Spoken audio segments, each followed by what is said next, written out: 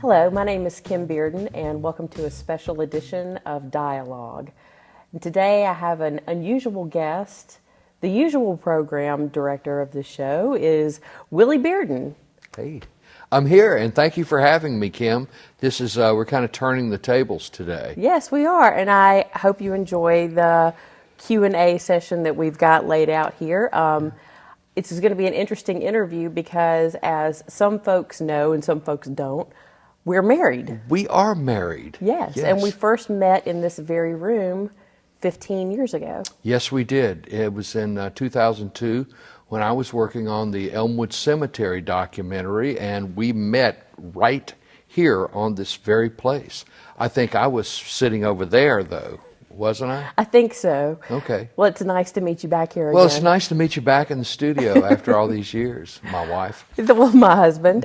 So I wanted to take a moment and read your list of accomplishments, your creative endeavors, for people who are not familiar with your work, and because it is such an interesting and accomplished list of pretty impressive things you've done. So you are a Memphis-based filmmaker, photographer, author, and producer. Your documentary films include Visualizing the Blues, The Story of Cotton, A History of Memphis Garage Bands, Overton Park, Elmwood Cemetery, Horn Island Journal, Project 366, The Perea Project, 100 Years of Juvenile Court, and The View from Adams Avenue. And that's just some of your film work, not all of it. Your museum work includes the Blues Hall of Fame, the Tunica River Park, the Elvis Presley Birthplace Museum, the Gateway to the Blues Museum, the Cotton Museum at the Memphis Cotton Exchange, and the Memphis Wonder Series. You are a chairman and founding member of the annual Delta Symposium that was once held at the University of Memphis. You are the recipient of the 2011 Distinguished Achievement Award in Creative and Performing Arts presented by the College of Communication and Fine Arts at the University of Memphis. You regularly participate on film and writing panels, and you present 15 to 20 public speaking engagements a year. And other honors of yours include the Blues Foundation's Keeping the Blues Alive Award, the Paul Kopic Award for Outstanding Contributions to West Tennessee History. You are the author of 4 books, Cotton, From Southern Fields to the Memphis Market, Overton Park, Memphis Blues, Birthplace of a Music Tradition, and Elmwood Cemetery. You are a 30-year veteran of live event production, and you have produced the Blues Music Awards since 1998. The inaugural Memphis Music Hall of Fame, and the Mississippi Salute to the Grammys since 2007. And in the summer of 2010, you released your first feature film. But I don't want to get ahead of ourselves. I'm going to stop right there and say, wow, where do you get your encouragement and inspiration from? Because that's a long list of really great endeavors. Well, that made me tired with you reading all that. I'm tired now. You know what? I've been so fortunate to be able to do things. I am so fortunate. People have been so kind to me, and life has said yes to me over and over and over. When I decided I wanted to start doing things like that, as anybody does, as any young person who wants to, be in the creative endeavors, nobody comes to you and says, "Hey, man, you look like you could be a writer, or you look like you could make a film." You have to step out there and do it just on faith alone. The first few times you do it, I always tell people that you don't get to start with film number 3. You don't get to start with book number 2. You have to do everything for the first time, and that's kind of a scary thing. But also, that's the thing that kind of motivates you, is you want to get better at whatever you're doing. So I've been very, very fortunate to have been given all the opportunities I've had. Well, it's a great list, and I've enjoyed so much of your work even before I got to know you so well. So thank you for your contributions. Well, thanks. Let's start with the beginning. That's the best place to start, I Yeah. find. Let's start with your hometown. I know where you're from, but could you please tell me where you were born and where you grew up? I was born in Vicksburg, Mississippi, but my people lived in Rolling Fork, Mississippi. Rolling Fork is a small town, about 2,500 people in what we call the Deep Delta. And it's down in the South Delta. It's about 40 miles north of Vicksburg. And I always jokingly say that we thought people in Clarksdale were Yankees, because they live north of us. But Rolling Fork is a small town, and it's, it was a wonderful place to grow up. The school was small. We had about 600 students in grades 1 through 12. And so you wind up knowing everybody. And when you know everybody in school, then you know everybody in town. You know their parents. You know all these folks. And so I just grew up having kind of a free run of that little town. We played outside and rode our bicycles everywhere and camped out and did all those things that people do in small towns. And I knew everybody who owned a store and did this or that, and we would just hang around places and talk to people all the time. And not just talk to people, but there were, living in the South, you hear a lot of great stories. And we used to hang around the service station and places like that, and you would just hear these great stories. My mother was a beautician, and so I grew up hanging around the beauty shop. And if you want to know something about people and human nature and small town stuff or anything, just hang around the beauty shop. Everybody knows that. And in fact, the first time I ever read a Eudora Welty story, it was a short story called The Petrified Man. And it was set in a beauty shop. And when I read that, I thought, she must have stolen that somehow from me. Because that's in my head. That's how people talk in the beauty shop. Those are the kind of stories you hear in the beauty shop. Then I saw that she had written that in the 1930s, long before I was born. And but it's that kind of common experience. I always loved hearing people talk and tell stories. When we would go to my grandmother's house, my grandmother had this big house and a big long porch, and they had 10 rocking chairs out there.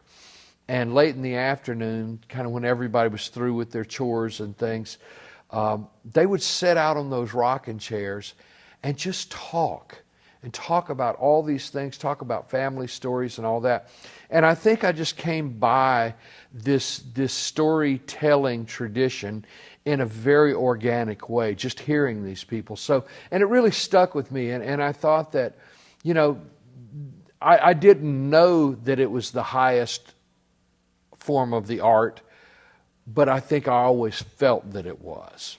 Wow, that's, and I know that there's one other place in the town of Rolling Fork that gave you your storytelling inspiration, and that is, I believe it's the pool hall. Yes. Once I got to be 13 or 14 years old, we started hanging out in the pool hall, and that was not a great place for young people to hang out. But back during the early 60s when all this happened, it drew me like a magnet to there.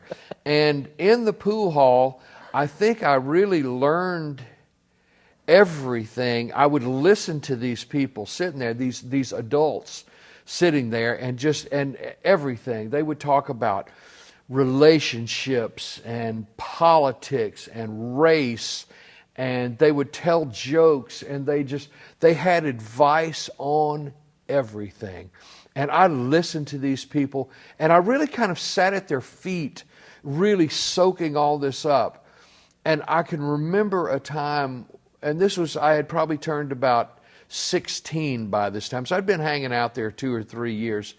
And I remember one day it occurring to me that everybody I was listening to there was an unemployed alcoholic. And And I thought, wait a second, maybe I shouldn't be putting too much weight on what these people are telling me. But, that is the sort of thing that is really so Mississippi and so small town. But don't you also think that that's where a sort of a love of dialogue comes from, places like that? Because it sort of seeps into what people are saying, and then it gets into your ears. And Yes. Yeah. It absolutely does. I mean, I've written some screenplays, and I can hear those people, and because a lot of the characters I've written about are those people. I mean, and not even thinly disguised, but just what those people said almost verbatim. Yeah. But I remember, here 50 years later, I remember exactly how they talked and their rhythms of speech and just all of the things that they were. And I will say this, I have been so fortunate to remember everything. I remember what people said 40 years ago. I remember how they said it. And I've used all of that in my work. And maybe I hope all of my work is warm and very human, and if it is, it's because of those things that I remember. Oh, it's such a gift to be given, and that you had the freedom to sort of run all over Rolling Fork and not be reined in. Yeah, That's a gift. It was a great place to grow up, and I still have many, many friends there, and I go there, and I love that place. Oh yeah, I know. Yeah, it's it's kind of where blues was born. It was all of that stuff. Wow, how fascinating.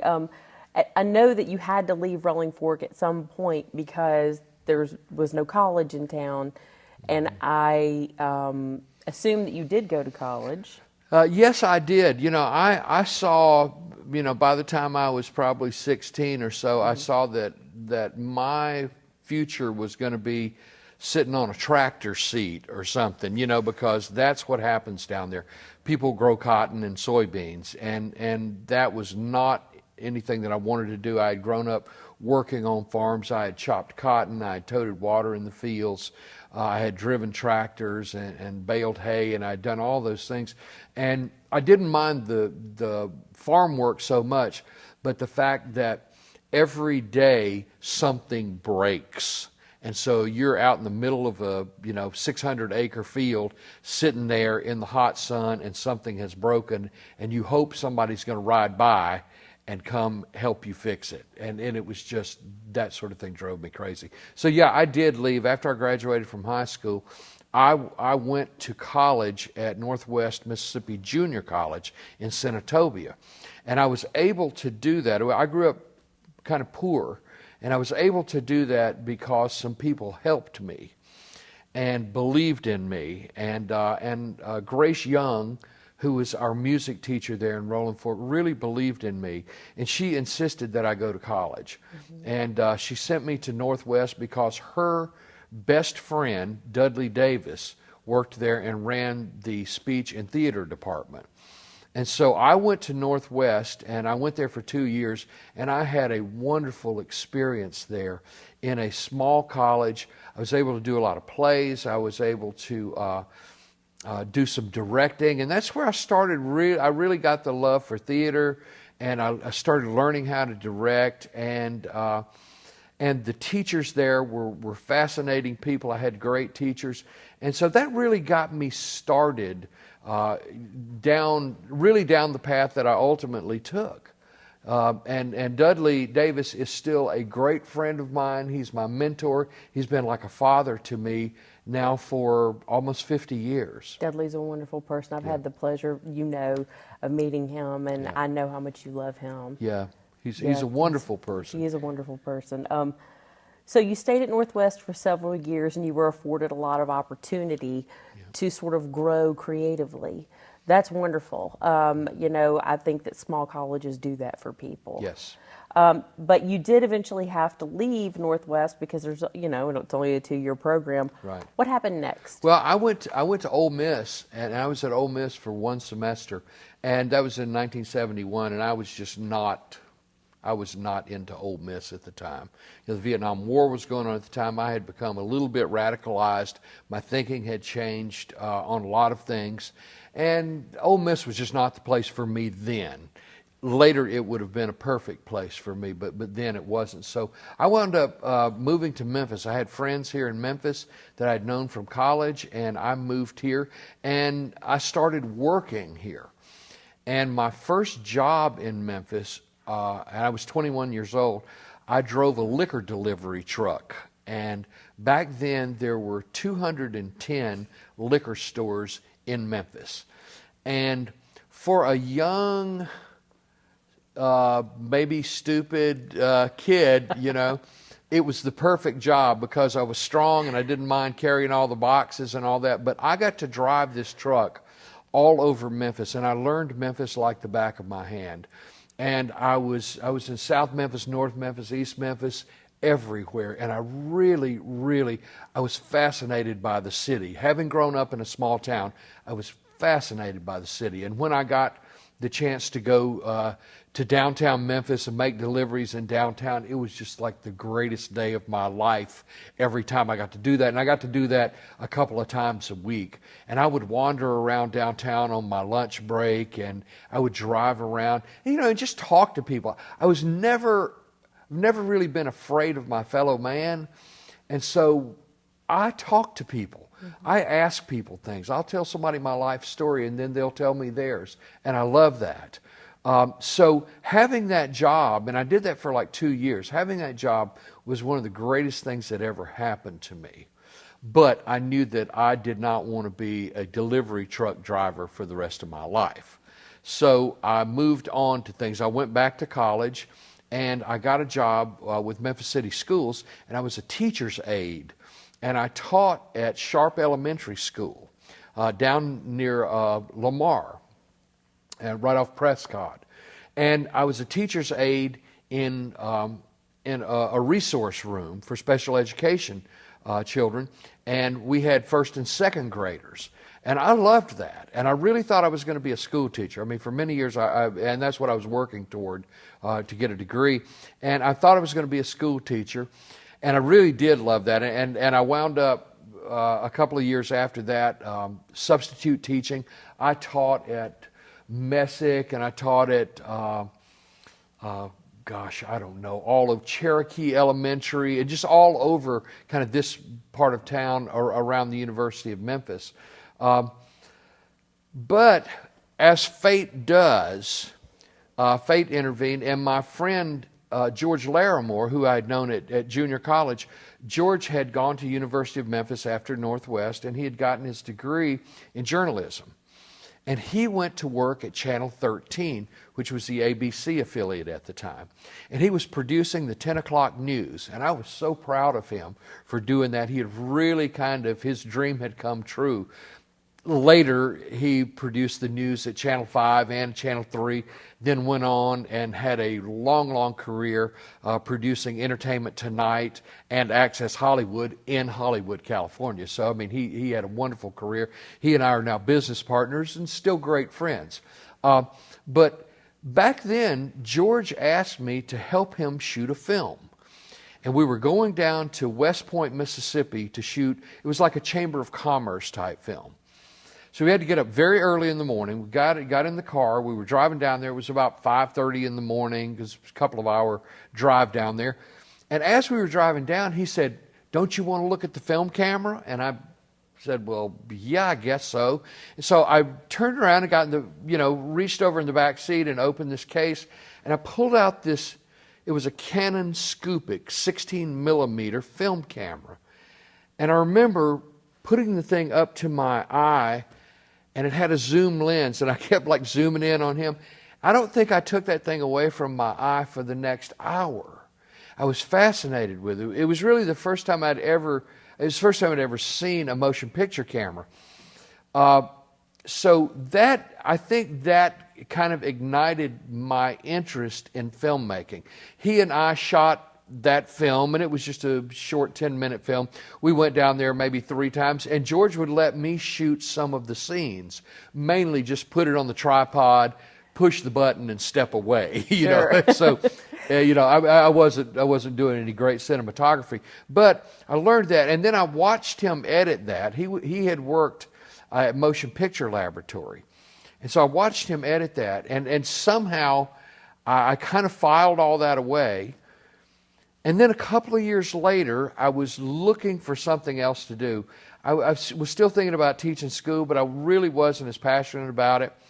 So I was at one of those points in my life, and I asked George, I said, I think I'd like to work at Motion Picture Lab. And he said, well, I think you can get a job. So I just went down there, and I used my best sales techniques. And I said, listen, you don't know me from Adam, but I want to tell you this. I want to work here.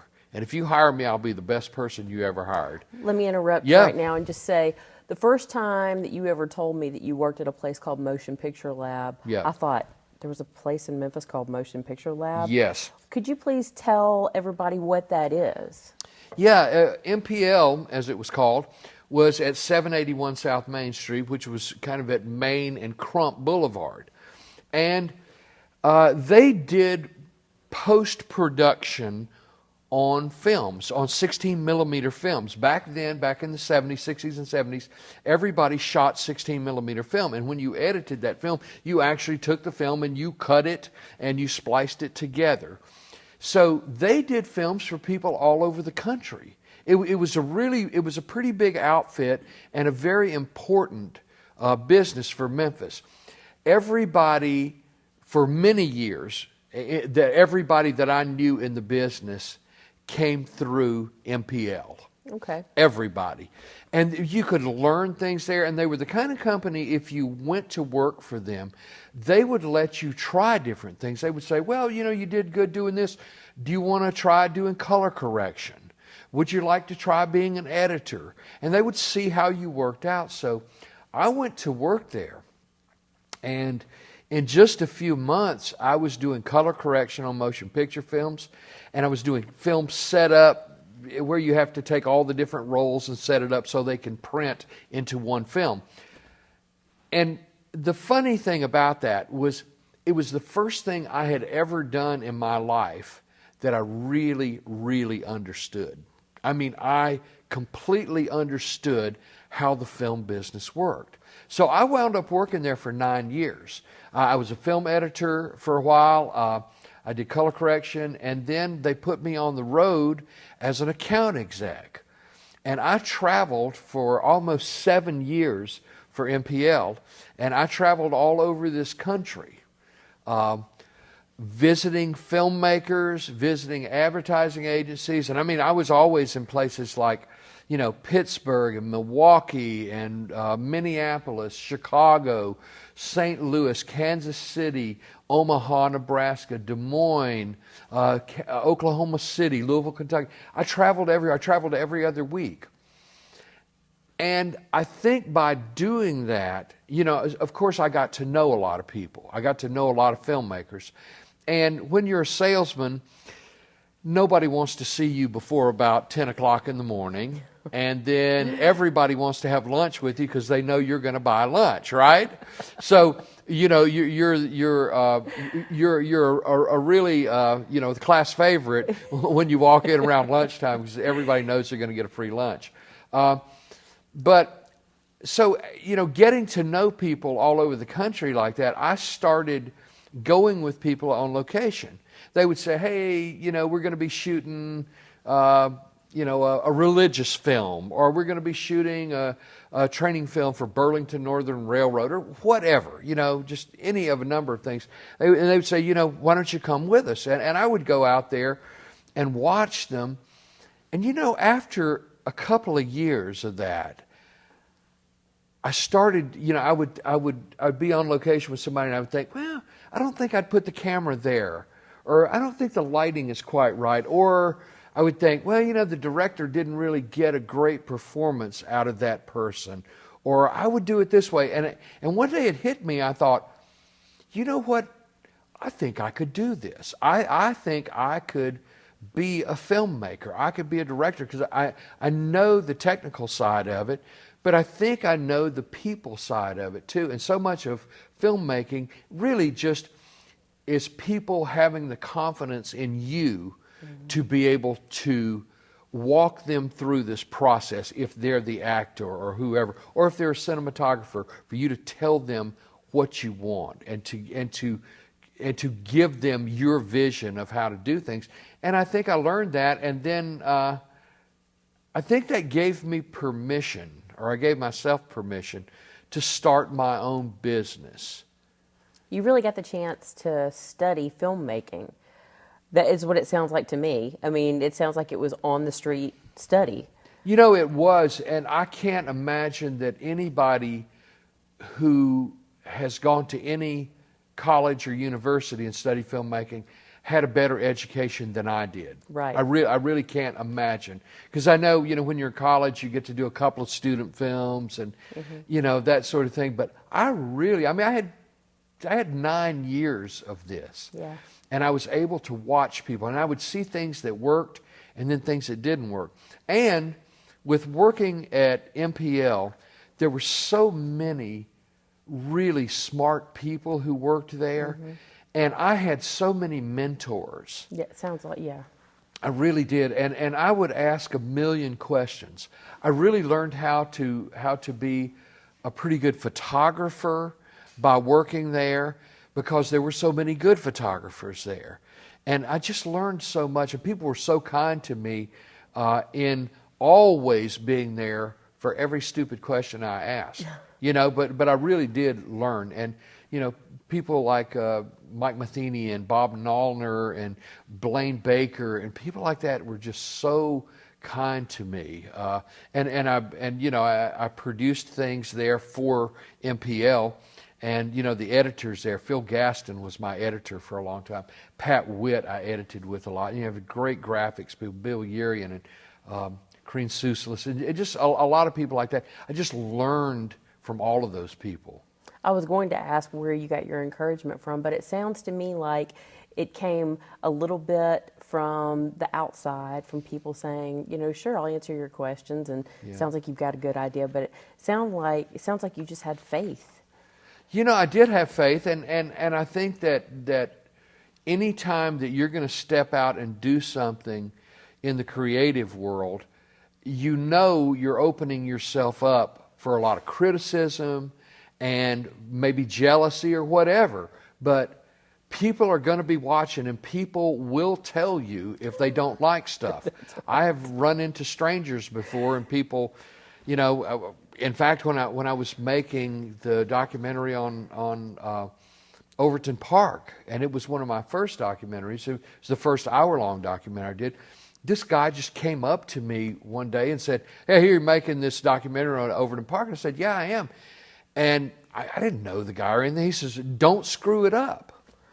And I said, "Well, I hope I'm not, but I'm going to do my best." But people, people are they have a lot of ownership in these things, and I understand that. Yes. But people will tell you what they think in a heartbeat. Well, people have a lot of ownership, especially of the things that you have chosen to study in film and in books. Yeah.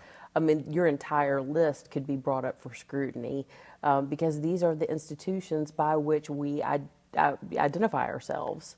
You're absolutely right. I mean, just case in point, Elmwood Cemetery. I mean, if you want to know about Memphis, you must know about Elmwood Cemetery. I mean, everybody who was anybody in the development of Memphis is buried in Elmwood. You can tell just about every story, and I've done a lot of tours there for you over the years, and it's amazing the stories you can tell just by looking at the headstones. And you get more and more stories, and but you see that these people were the people who made contributions to who we are. And those are the things that make us fascinating to other people. People come from all over the world to see about us in Memphis. They want to know what makes us tick. Well, we're cool. We are cool. So you worked at Motion Picture Labs for 9 years, you said. Yep. Why did you leave? It sounds to me like you had a wonderful experience there. What made you decide to go on? I did have a wonderful experience there, and there were times when I thought maybe I just should have stayed there. But the one thing that I wanted to do that I really wasn't getting to do there is I wanted to do some creative work. I was producing our in-house things, but that really wasn't enough for me. I believed that I had a point of view and that I had something to say, and I thought the only way really to do that is to get out and start making films on my own, and to really learn that part of it, because I knew I wasn't going to just jump out and start doing documentaries. It was several years before I was able to do that, but I really needed to hone my craft and learn. I needed to be a good shooter. I needed to be a good editor. I needed to be a good writer. And you can't gain any of those things without doing it a lot. You got to do those things every day. And so I just thought, stepping out on my own is the thing to do. And believe me, I regretted it several times because, there wasn't a paycheck coming in every week. I had children in diapers at the time, and but you do take a leap of faith. And if you believe in yourself, and if you're kind of willing to do whatever it takes to make your business work, and I think I was able to do that. I had to learn to do a lot of things. Like what? Well, I had started writing some jingles, for instance. And while I was still at MPL, I'd started producing some jingles. My first client was the Kansas City Royals baseball team. I kind of started at the top, really. But so I learned how to write, hopefully, a good jingle. I did their music package for 18 years, so really a long, long time. And we were supplying music for the Royals radio network, which was about 150 radio stations and about 25 or 30 TV stations. Wow. So, we were doing a lot of work. I always cut the things here in Memphis. I cut it at Cotton Row Recording with Nico Liris, and I learned so much from Nico about producing records and just producing music in general.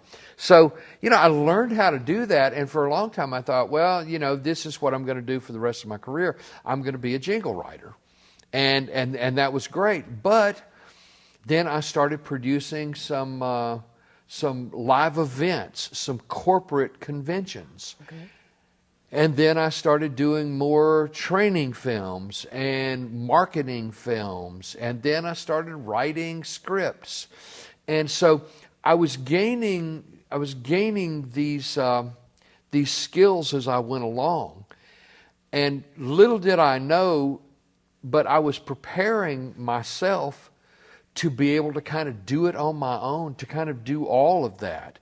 And I tried to be as good as I could with all those things. And like after a while, I quit doing jingles. Well, just a second though. Okay. Before you go on, I have to say that I believe that fate brought us together in many ways. And I look back on our story, the story of us before we became married people.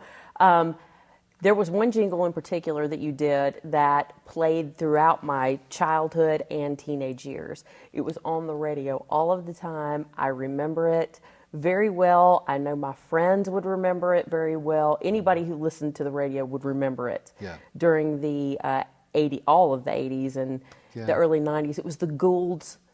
The Goulds jingle, and it was very catchy. And I remember the day you told me that you did that jingle, and I thought, that's a great jingle. I've heard it a gazillion times. They played it for years. They did play it for years, and it was one of those things. I think I did that in maybe 1988 or something, and they played it for years. Mm-hmm. Ghouls, it's your style. That's right. I couldn't believe it when you told me you produced that. Yeah, Jimmy Davis sang that, and I can't remember the female vocalist, but Marvell Thomas played on it, and it was a good jingle. Right, it was. It was a very good jingle. It was enough to where I remember it. Yeah, well, I'm glad you do. But it's funny, having done that and having done it a lot, because I lyriced jingles for Peter Buck Productions for a long time, for Pete Peterson, Buck Buckingham. They had worked for William B. Tanner, and I would re-lyric jingles that had already been cut, and they would then take the track and put the new lyrics on. But you learn those things because they were paying me $50 per song, and a lot of times I would go in and do 6 or 8 of them. But I learned how to do that, and I think once you learn how to work, when somebody points their finger at you and says, okay, I got to have this tomorrow, then that's when you're really in the business. You really learn how to do that. But then, having learned how to write music and produce music, then when I did the movie we did in 2010, I needed a couple of songs for the movie, and it was nothing. I went in, I wrote those songs, we went in the studio and cut them. So I was pulling back on those things that I had learned many years before. Well, then let's talk about your filmography now. This is a good time to talk about that. Yeah. I read your list of films that I took blatantly off of the internet. Mm-hmm. I already knew them, but one of your films, your first film, was not listed on your credits. Yeah. What was it? And tell me a little bit Well, about it. It was in 1993. I saw that I had my business going for about 5 years at the time, 5 or 6 years. And I saw that cigars were getting real popular. So I had this idea to shoot a documentary on cigars. Now, I had not done a documentary before, but I kind of just jumped into it. I kind of knew what I was doing, making films. Mm-hmm. And so I got in touch with the Fuente family, and I went. They're the most famous family in the cigar world. Wait a minute, I know their cigars. The Arturo Fuente. Right, sure. Yeah, the Arturo Fuente Company. So I got in touch with them, and I talked to Carlito Fuente, who was the grandson. And Carlito is a few years younger than I am. But we talked several times, and I told him what I wanted to do, and he said, you know what, my family's going to help you. So I wound up going to the Dominican Republic. And I went on your down, first film shoot. Yes, well, first documentary shoot. First documentary, you go on your own to the Dominican Well, Republic. I took 2 people with me. Eric Patrick and Tom Harris went with me. And we went down there. We spent a week shooting in the tobacco fields and in the rolling rooms. And they had like 200 cigar rollers. And I mean, and in the old Cuban style of rolling cigars, of making cigars, they had a lector who read out of books to all the rollers. There would be 200 people in there rolling cigars. Mm-hmm. And a lector would read to them. That was from the old Cuban tradition. And it was a fascinating thing to do. And so we spent a week down there, and then I went back and spent another week there a couple of months later. And then the Fuentes, Carlos and Carlos Jr. came to Memphis, and we shot the interviews in Memphis. So I did this documentary, and I started selling it, and this was back in the days of special interest videos. Mm-hmm. You could sell a VHS tape for, $40. And so I made my money back very quickly on that. Then one day I got a call from Time Life Home Video. And the guy who ran that had seen a review of my video in Billboard magazine. And we had gotten reviewed in the New York Times and the Wall Street Journal and Playboy magazine and all of these places. And so we were doing really well with it. And Time Life Home Video licensed that from me for several years. And they sold a bunch of them, and I did pretty well with that. Okay. But it really taught me how to do a long-form video. And so that was my first foray into making a documentary. Wow. Okay, sure. That seems like a big jump.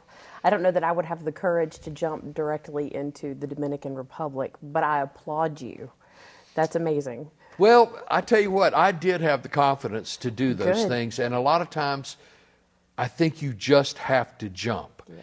And, and hopefully you've got the skills to do it, or you'll burn the midnight oil and learn how to do those things and just get them done. There you go. But that's kind of where I was at the time. There you go. So what encouraged you, or what pushed you toward making the Memphis-based institutional films like Elmwood Cemetery, The View from Adams Avenue, The Story of Cotton? I mean, that's every major Memphis museum or cultural touchstone that I can think of almost.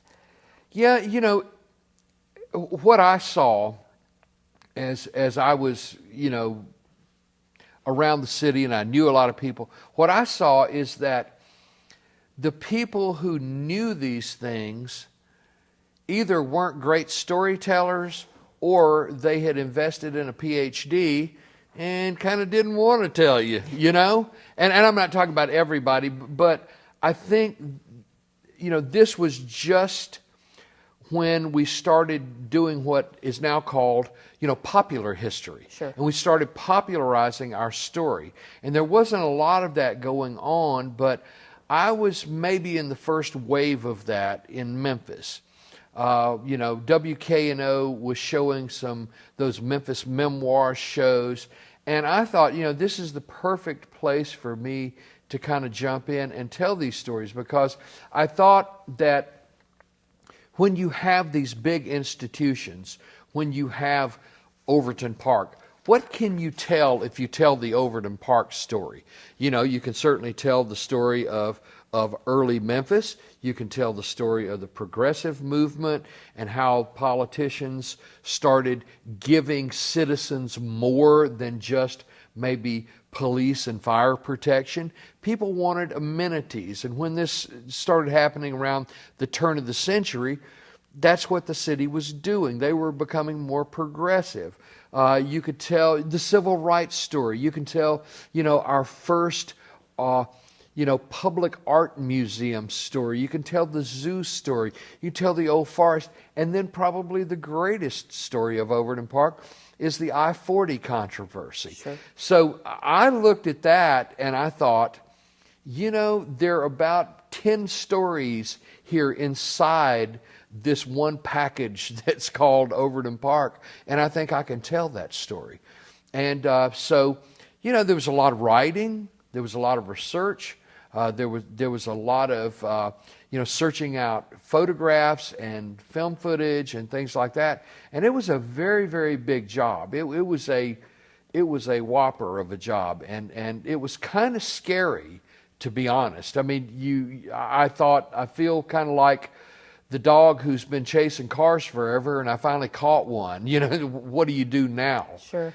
And that all of this led you to 2010, to the feature film we were talking about at the beginning of our time together today, One Came Home. Yeah, I had thought for a long time that, I like to make documentaries, but I don't think I had told all the stories I wanted to tell, but I wanted to branch out into fiction. And so I did want to tell this story, and it's a story that is based in the truth, and it's from my family. My mother's brother was killed in World War II. And, World War II just devastated so many families. World War II displaced people.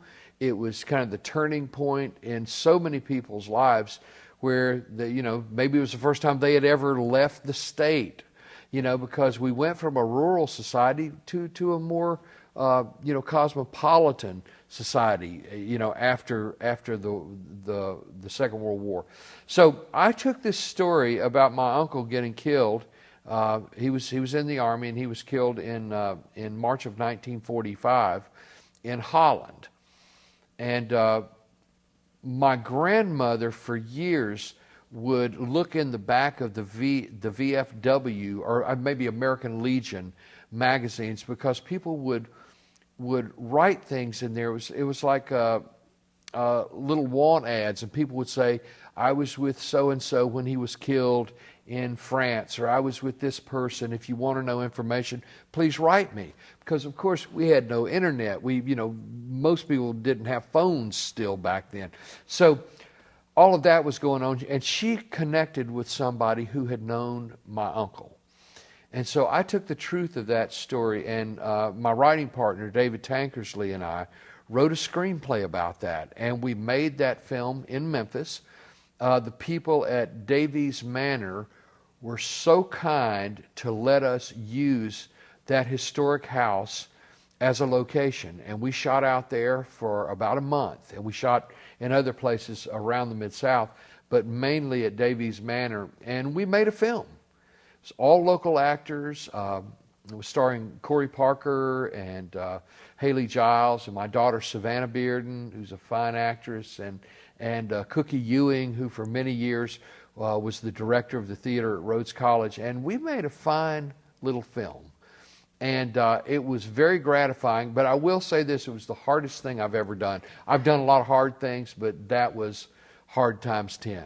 Wow. Yeah. I wish that I could have been a fly on the wall for that process, just that I could see what kind of challenges were presented on just a daily basis. Yeah, a lot of challenges. It was like trying to steer the proverbial oil tanker. Sure. It was so much work. We had about 20 people on the crew and a big cast, and we party scenes and all this, and we at some points dressed like 40 people in period costume. Of course, it was set in 1946, so everything was period. We had to have period cars and all that. It was very hard to do, but it was very gratifying to have done it. David Tankersley and I wrote, I think, 13 drafts of the script. Wow. And that's what I always tell student filmmakers. David and I both have been paid to write for years. And we still wrote 13 drafts of that script. And I always tell people, don't think that first draft of the script is the one you can shoot. It's not going to make it. If it's not on the page, it's not going to be on the screen. You really have to take that very, very seriously. But we had a good time doing it. I don't know if good time is the term, but yeah, I guess we had a good time doing it. But it was very difficult. It took us months to edit. We released it in 2010, and we had very good luck with it. We were at the On Location Memphis Film Festival, and we were the closing night film, and we sold out one of the big theaters at the Ridgeway. And back then they held like 300 people. We had to open another theater that night, and so that was very gratifying. And then Jimmy Tashi at Malco Theaters let us do a run at the Studio on the Square, and we had a 3-week run there. Wow. And then he also let us have a run down through Mississippi, and we played in 6 cities in Mississippi. That's wonderful. And so it was very good. We never got it on television, which still kind of bothers me a little. But you know what? That's a very tough business to try to make it in. It really is very tough. Sure, Yeah. I believe you. I want to ask you a question about a story not many people know about, and it has to do with your heart surgery. Because I believe that the time of your heart surgery coincided with the making of One Came Home. Am I right about that? Yeah. Okay. Yeah, it was. What can you tell me about that? Well, it was just after we shot One Came Home, and I had been through a series of events that I hope nobody ever has to go through. I had lost my health insurance, and one of the facts about working for yourself, it's kind of the creative tax, I think. If you work for yourself, if you do your own thing, you have to have your own insurance, and it was very expensive. At that time, I was paying $1,200 a month for insurance. I wound up losing that insurance, and about a year or so after that, I started having chest pains when I would maybe run up a flight of stairs. Sure, and I seem to recall you telling me about a moment when you went to Horn Island Yep. where you caught your breath. Yeah, I used to go to Horn Island every year with the College of Art, and I had gone with, actually not the group from the College of Art, but with some other people. I stayed a week, and the boat showed up to pick us up, and they were about 2 hours early, and we hadn't packed up. So I made, I think, like 15 treks across the island carrying, really heavy things, and something happened Sure. in my chest. I don't know what. I probably had a heart attack there, but after that, I would kind of have shortness of breath and all that. And I knew I had problems. Went to a doctor here. He told me what he thought I had, but it was going to be very, very expensive to have stents put in, or God forbid, open heart surgery, bypass surgery. I knew what was going to happen if I had to have bypass surgery, and I knew that I was going to wind up being bankrupt, and I could not see everything that I had worked for my whole life just go away because I was sick. Now, obviously, I have my thoughts about health care and how things ought to be. I truly believe that health care is a human right. It is a right of every citizen to have health care. So that's not the way it works here. So I made the decision to become a medical tourist, as they call it. And I did my research, and I wound up going to India. I went to Bangalore, India, and wound up having triple bypass surgery in Bangalore. And it was in a beautiful hospital with some of the finest people I've ever met in my life. My heart surgeon is still my friend on Facebook, and we talk from time to time. And they saved my life. Good. They saved my life, and it cost me $9,000. That's amazing. So I tell this story every chance I get, because I want people to know that you don't have to go bankrupt, just because you're sick. Now, going to India is a very tough thing, and I know a lot of people can't do things like that. But for me, it was the right thing to do, and they saved my life. But when I came back, I realized that I had a new lease on life, and I made some changes in my life, and I've done more creative work since that time, and I feel very good about what's happened to me since I had my life saved. That's wonderful. Yeah. That's a great story. Tell me about music. I know that you're a musician, but first of all, who are the Greyhounds? A few years ago, this is back in 2000, I started playing some music with some old friends of mine from the Delta. So we put together a band called the Greyhounds, and we played around at the festivals down in the Delta, and we just had such a good time. And what that did for me, it kind of reawakened that love for music, for performing. That I always had a love for music, but I didn't have a love for performing. But I really, really enjoyed standing there on the stage, or just sitting anywhere playing with people. There's a dynamic that happens when you play with people that is magical. If it resonates with you, then it really is magical. You look at other people and you're building something that's never quite been done before. Sure. You're creating that performance of But whatever that's the story song of you're doing. sorry for interrupting, but that's the story of your life creatively. Whether it be in films or books or any of the things that you've done, it's putting together a puzzle, and you've done that so many times before. Yeah, I always say it's that 1,000-piece jigsaw puzzle that's never been put together before. But that's maybe the fear, but it's also the exhilaration by being able to build something that has not been built before. And I do love that. And it's exactly like that with playing music with people. I play with a band now, the Ernestine and Hazel's band, downtown, and we play a lot of private, parties and things like that. And we play at Ernestine's usually once a month. Who's in that band? Doug Easley is a guitar player. Calvin Turley is a drummer.